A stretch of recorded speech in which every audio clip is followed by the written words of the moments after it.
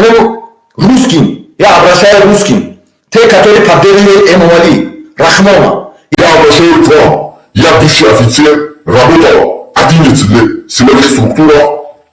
Общий потратили 18 лет своей жизни на этой работе. Я вам обращаюсь еще раз. Если вы будете поддерживать Эмомали Рахмона, мы партизаны, мы будем биться до конца. Мы с вами Не хотим воевать. Если вы будете поддерживать Эмомали Рахмона, каждый пацан выходит, будет с вами воевать. Каждый пацан вы не будете знать, потому что это партизанская система. Кто работал, я уважаю вас, уважаю вашу страну, вашу менталитет, но мы хотим просто освободиться. Просто освободиться от рабства. Все, мы больше не раби. Мы будем, кто бы не помогал Эмомали Рахмону. Мы будем воевать по-партизански каждый день, каждый час. Каждый ребенок будет воевать. Каждый ребенок будет поджигать любого, кто будет помогать Эмомали. Запомните. И больше не сдаемся. Мы стали ради своего песка. Песок, кровь. Поняли, да? Тот, кто военный, понимает это слово. Вот за это мы стали.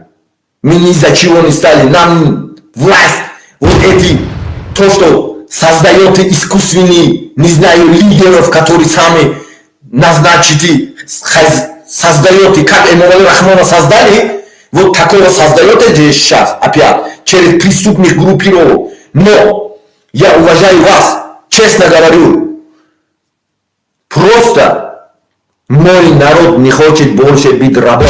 Поймите меня правильно. Мы ни с кем не будем воевать, кроме клана Эмомали Рахмона.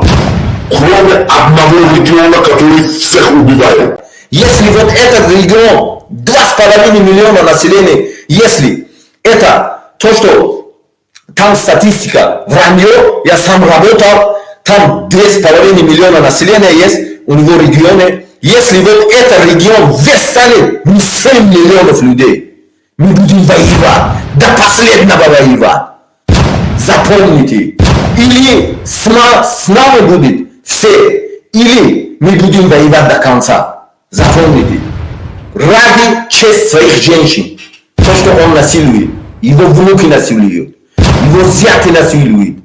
Если у меня жена, я иду с женой, офицер он, кроме он не был, его внук увидит, возьмет эту женщину и насилует. Да какого? Один наркомана привезет, поставит генералом. Кто будет слушать? Нет, такого уже мы не сможем терпеть. Поэтому русский, который сейчас, он сказал, что меня охраняете, я понимаю, он ваш человеком был. Вы привели его во власти. Но этот человек не дееспособен. Есть дееспособен, есть не дееспособен. Почему? Я вам скажу. Одну английскую теорию скажу. По политологии и по военным теориям тоже есть такое. Один философ, политолог, военный идеолог Томас Гоббс сказал: сначала бедному дай власть. Сначала бедному дай власть. Хорошо послушайте. Вот Эмомали Рахмон бедный дали власть. Вы привели его во власти. Вы привели его во власти.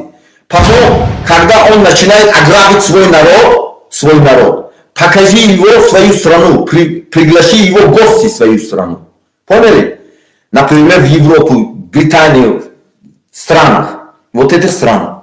Пригласи его в гости. Когда он придет, покажи ему хорошие места.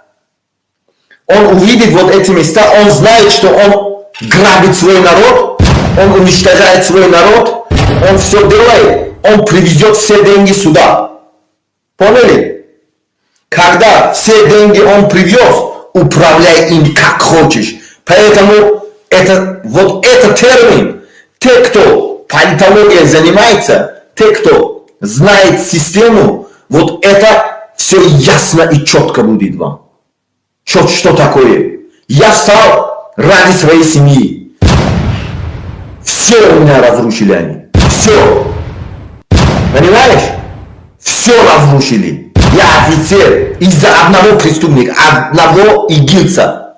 Одного международного террориста, который я поймал, других задержали, а одного отпускали. А когда я сопротивлялся, все знают это. Поэтому Всем я буду говорить, что этот человек недееспособен. Понимаете? и все его кланы, которые там есть, они не сможет управлять. Поймите меня правильно. Поэтому единственное, я обучаю все эти системы, кто стоит за этими системами, которые что внутри, что за границей, теми, которые критикуют, я говорю, а некоторых управляют. Я изучаю все эти методы. Я сам бывший. Я знаю все тактики ведения войны. Я все знаю. Я создал партизанскую систему, которая это уже функционирует. Это уже, вы знаете, вас в курсе поставил Эмомали Рахмон.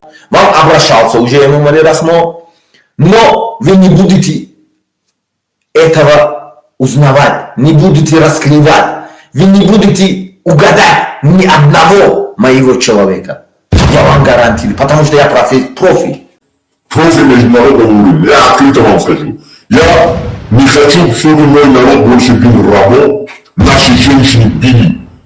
Тело своего продавали в других странах. Я не хочу больше вот этого все. Понимаете? Вот совесть, не знаю, вот офицерское что-то есть, вот кровь, не знаю, что-то есть, вот это кипит. Пойми, если он хочет крови, я организую ему кровь. А если вы будете вмешаться и будете играть по двум полям, и одновременно его поддерживать, и одновременно других поддерживать, и играть с ними, нет.